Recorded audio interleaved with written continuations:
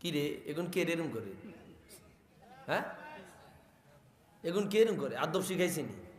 ছেলেটা দাঁড় করান, আমি আদব শিখিয়ে দিই এখন। দাঁড় করান, দাঁড় করান, বাচ্চাটা দাঁড় করান। না, আদব শিখিয়ে দিই। দাঁড়াও বাবা, দাঁড়াও। কে সিলেছি কেটা? দাঁড়াও।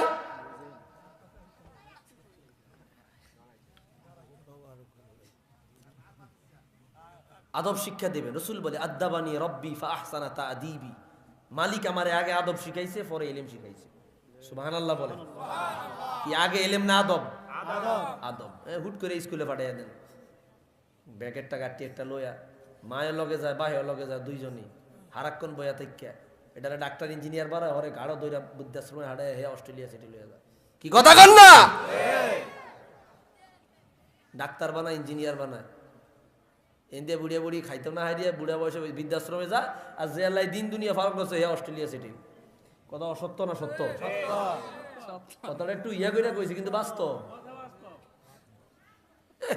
স্কুল পড়ায়, একবার ডাক্তার বানাইবো, হুজুর দোয়া করে মেয়েটারে ইঞ্জিনিয়ার বানাই দিয়েছি, ডাক্তার বানাই দিয়েছি, ছেলেটারে ডাক্তার বানাই দিয়েছি।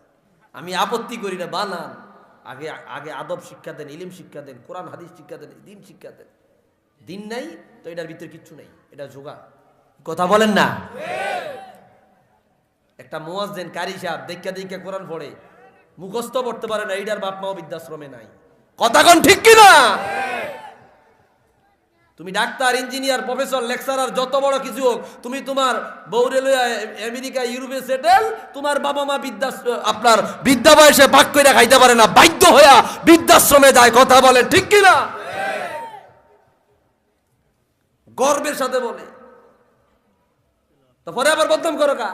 এই যে পত্রপত্রিকা ইউটিউবে দেখেন না আপনারা, এই তো বড় আবার মিডিয়ার সামনে আয়া কান্দে, বলা ডাক্তার বানাইছে, ইঞ্জিনিয়ার বানাইছে, তো বলার বদনাম করো কখন? আগের দিন শিখাই দিলেন না কেন?